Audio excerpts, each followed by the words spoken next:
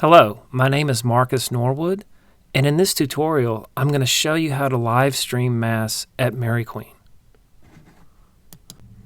In this first segment, we're going to talk about how to take out the computer, turn the sound system on, turn the power on, how to power up our cameras, and how to set up the computer for streaming. We begin this process in the sound booth. This is where we turn the power on for the streaming booth, and this is where our computer is stored. You begin the process by entering the sound booth and pressing the green button that's going to be to the left of the mixing board. This will power up the soundboard, and it'll also provide power for our cameras and for our computer that's in the streaming booth. You next take the computer out of the cabinet, which is to the right of the mixing board. Streaming volunteers are generally not responsible for the soundboard, and we are asked not to adjust or turn on or turn off anything. But before each Mass, we want to make sure that on the right-hand side of the screen, all of those sliders are burning on, and over here on the left, we want to make sure that the music stuff is turned off. Sundays, there's generally a dedicated person to run the soundboard. Once the power has been switched on to the streaming booth, we want to turn the cameras on by turning the switch that you see here. You also want to pull out the LCD screen like you see here so that you can preview each shot as Mass unfolds. The next step is to place the computer on the table, open it, turn the power on, and then input the password. Then we want to hook up the internet into the USB-C connection. We want to plug in the ATEM, as you see here. That will power the ATEM. And now he's turning the audio button on, and he's pressing the auto for our transitions between cameras. And the connection that you see there is the power for the computer. This is a close-up view of the ATEM being plugged in, and there the internet being plugged in. And this next close-up is the power connection being plugged into the computer. It's worth noting that the plug often comes loose from the power strip, so make sure that it's firmly plugged into the power strip before you begin streaming. The ATEM Mini camera switcher does not have an on-off button. You have to plug it in and unplug it, as you see here, in order to power the ATEM Mini. Once the ATEM is plugged in, you want to press auto, and you want to press the on button for the audio for camera 1. Once all the connections have been made to the computer, make sure that the HDMI cables are plugged in snugly to the back of the ATEM. Sometimes they can become loose. It is critical for the camera 1 audio button to be on and all the other audio buttons to be off. In this section, we're going to discuss how to operate cameras 1 and 2. These are our two Panasonic cameras. Cameras 1 and 2 are identical. They both have two zoom controllers, one at the top of the camera body, and then one on the right-hand side. Back, you press W. On camera 2, we have a third zoom controller that's located on the arm of the tripod. If ever you do not see video coming out of camera 2, make sure that the HDMI cable is firmly in the camera. Sometimes it becomes loose. There are a few things you need to know to be able to pan and tilt the camera. The pan is the movement of the camera from side to side, as you see in this motion here. And now I'm pointing to the tilt. This is the fine-tuning control for the tilt. You can loosen it by turning it to the minus sign or tighten it by turning it to the plus sign. And then you can loosen it this way. This is the main adjustment for the tilt. You have to turn this one in order to tilt it up and down. And then the other side just gives you a little fine-tuning and resistance. This control is what loosens the pan. The knob at the top loosens it, and then you can have a fine-tune control, as you see here with the red ring. In this chapter, we're going to discuss the setup and operation of our third camera, which is the Blackmagic Pocket Cinema camera that we use primarily for our weddings, funerals, and special events. The first step is to turn on the wireless HDMI receiver that is plugged into the ATEM, and the switch is there on the back. So once that has been turned on, then you'll see the little screen will be illuminated in the front. The batteries for the third camera are kept in the sound booth that you see here. They're big, chunky V-mount batteries. And after each use, we bring it back to the sound booth and plug them in as you see here, so they will be ready for the next Mass. The third camera is kept near the choir area to the left of the altar. You want to check the battery power by pressing the button on the battery to make sure that it has an adequate charge, like you see here. See that the bottom of the battery has a wedge-shaped V, and then that slots on to the battery mount on the camera tripod. To remove the battery from the tripod, you press the battery release button and pull the battery off like you see here. To turn the camera on, you turn the power switch on, which is on the right side of the top end of the camera. Next, make sure that the wireless transmitter is turned on, and you'll see blue lights indicating that it's on. If not, the power switch is right here. The gear on the front of the lens is the focus wheel, and you'll turn the focus wheel until your frame is clearly in focus.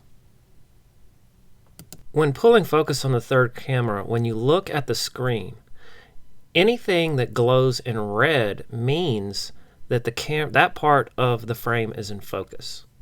So this is a visual aid that's built into cameras to help people confirm what is in focus and what is out of focus. So when your subject is glowing red, that's a good thing. Always look for your subjects to be glowing in red.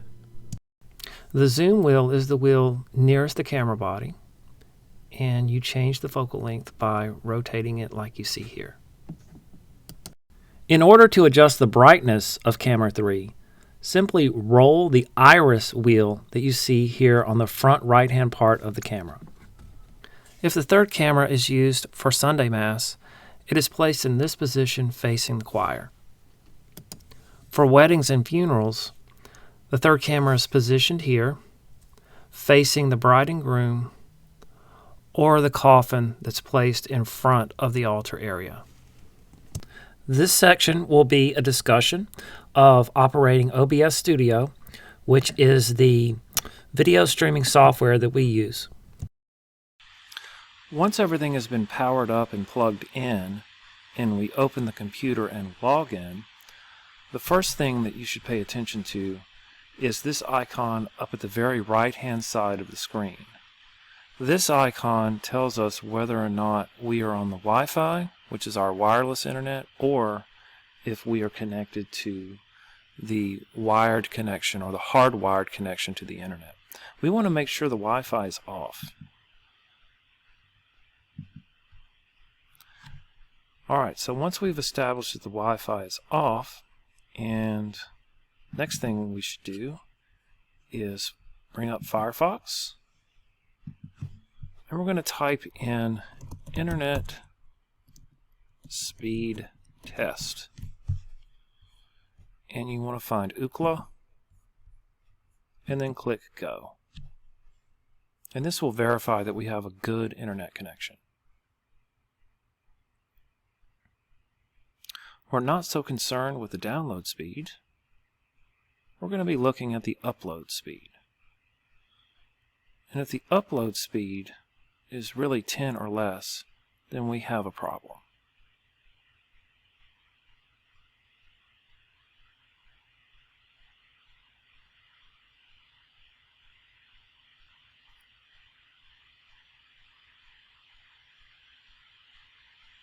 .50 is a really good upload speed, but if it were 10 or less, we're going to talk about what to do about that in order to rescue that stream. Now, to open our OBS Studio, we double-click on the OBS Studio icon, and it's going to bring up OBS Studio. And here is our interface. On the lower left hand side you will see a box that says Scenes. And in each scene we have different things that our viewers will see. Typically at the beginning of the Mass we display the title, or we display one of our cinematics. And we would go live just before the Mass begins, and this is what the viewer would see.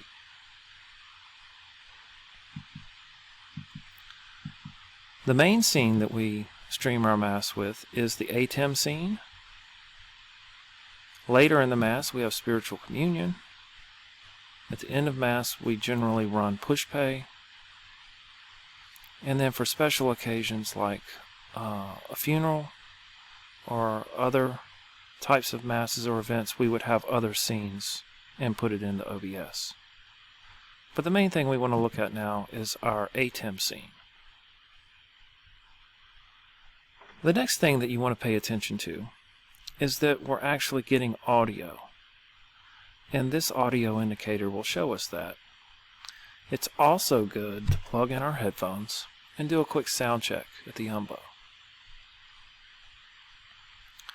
Within our scenes, we have what's called sources. This is all of our text and titles.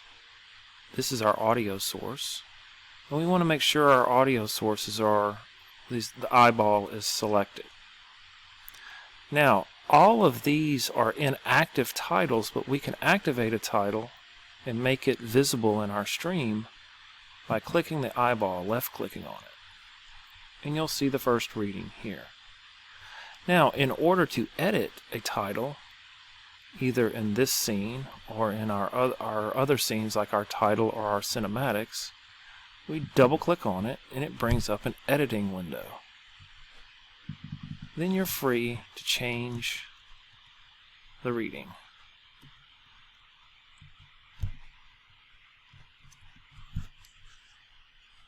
There are other editing options like selecting color, but generally you do not have to mess with that. We always stick with this font style, so it's just as simple as changing the reading here in this text editor. Then we're going to click OK. Now, depending on how you've set up Camera 2 for the readings, you do have the option to move the text. Hold down left click and it allows you to move it. You can also resize the text by going to the corner and dragging it out. Or you can shrink it by dragging it in. When you want to move on to the next text or the next title, we unclick it and then we bring in the next one. Now, once everything has been switched for the daily Mass, to start streaming, we double-click on the Start Streaming button.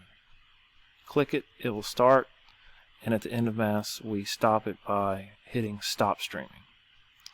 When we get to the portion of the Mass for the homily, we will hit Start Recording, and then when the homily is over, we'll hit Stop Recording. Now, a consideration for a Mass where maybe the stream is not going so well. We can monitor the health of the stream in the lower right hand part of the screen. And if I were streaming now, you would see a box, and that box will either be green, which is what we want, that means it's a healthy stream. It'll be yellow, meaning the stream is having problems, or red, the stream is not happening at all. You will also have a counter telling you how many dropped frames we have. Drop frames are a bad thing. So if you start seeing a lot of dropped frames and a high percentage of dropped frames, we definitely have a problem. So in order to try to save the stream, you can click Settings, and this can be, you do not have to stop the stream to do this. You can do this in the middle of the stream. And then you click Output, and then you would change this to 2000. And then click OK. Once it looks like the stream is stabilized and everything is good, you can come back and turn the quality back up, and then click OK, and the viewers will never know you did it. And they might thank you for it because if the stream dies, usually they do not come back.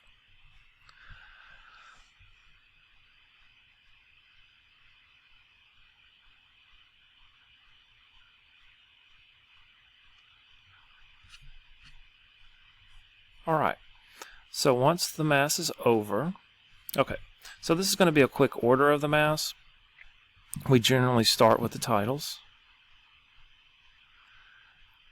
and then when Mass begins we go to ATEM,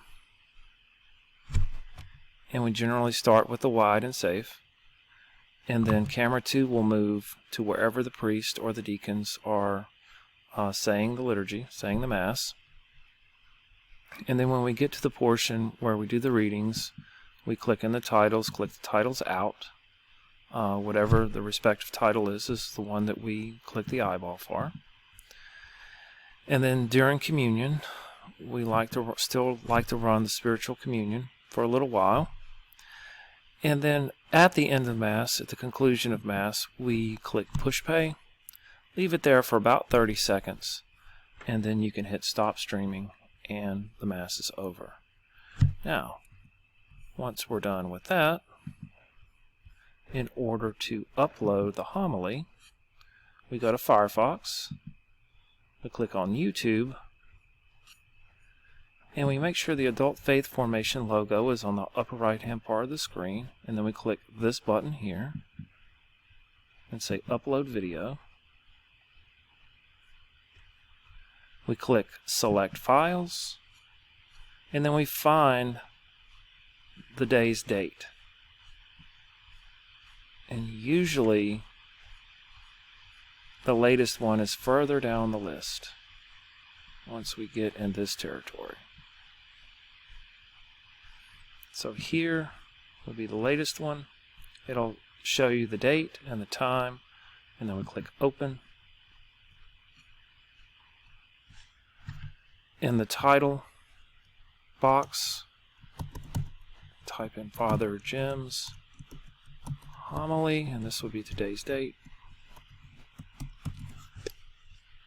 Scroll down, we can click yes, this is made for kids, and then click next, and then next, and then next, and then we want to make this public, and then click save.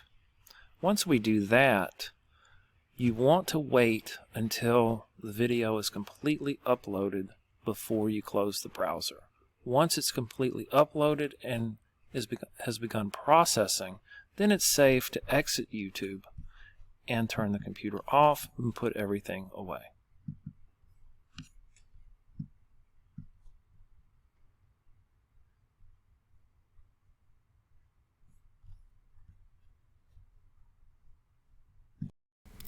This next section of the video is going to be a discussion of camera shots and composition that are used to film the Mass.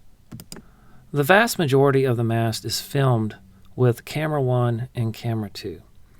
Camera 1 is primarily used as what's called the wide and the safe shot.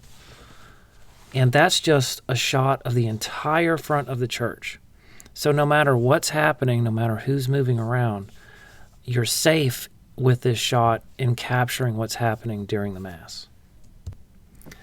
At the beginning of Mass, it's entirely acceptable to focus on just the altar and the umbo, since that's where the majority of the activity is happening. After communion, camera 1 is often shifted to show the tabernacle. In positioning camera 1, it's important to keep the viewer's focus on what's going on at the front of the church rather than including a lot of the audience in the shot. The opening position of the Mass is when the priest and the deacons are in their seated position. If there's a deacon or a priest next to the celebrant, I like to include what's called a rule of odds shot, where you see all three standing next to each other. I also like to limit the amount of headroom. That means the space between their heads and the very top of the frame. This shot is captured using camera 2. If it's just one priest and one deacon, I composed the shot like this, where you have them standing next to each other and a limited amount of headroom between the top of their head and the top of the frame. I generally wait for the deacon to get in his final position before I switch to camera 2. For any part of the liturgy that's happening at the umbo, that's the scripture reading, the gospel reading, the responsorial, and the homily, we use 3 different types of shots. But in all 3 cases, we like to limit headroom. That's the space between the top of the priest's head or the speaker's head and the top of the frame, as you see here. This first shot is a center frame shot where Father Jim is in the center, if not in dead center of the frame. The next commonly used shot is what's called a rule of thirds shot. And here Father Jim is lined up on the left upper rule of thirds. So if you look at the grid lines that are on the camera, which are both on camera 1 and 2, in this position, Father Jim's head, somewhere around his chin, would be where those 2 lines intersect. The other rule of thirds position is the right upper rule of thirds position. This is where Father Jim's head is where the 2 lines intersect on the upper right-hand part of the frame. For the portion of the Mass where the priest is behind the altar, it's preferred that the priest is in the center frame, and again, trying to limit the amount of headroom between the top of his head and the frame.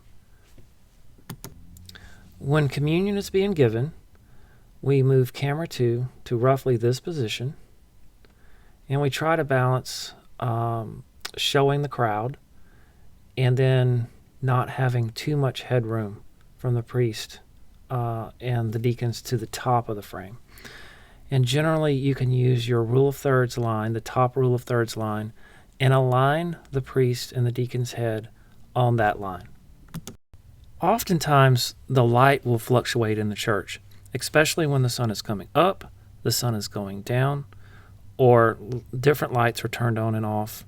And what this does for the camera is that sometimes the camera's white balance will become off.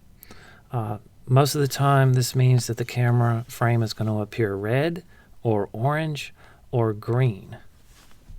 You can quickly fix the white balance by moving the switch from auto to manual and then back to auto, and that will fix the white balance. So just be aware of it as Mass goes on. Once Mass is concluded, we power everything down, we return the computer to the book bag, and then we return it to the booth, and we power the booth down.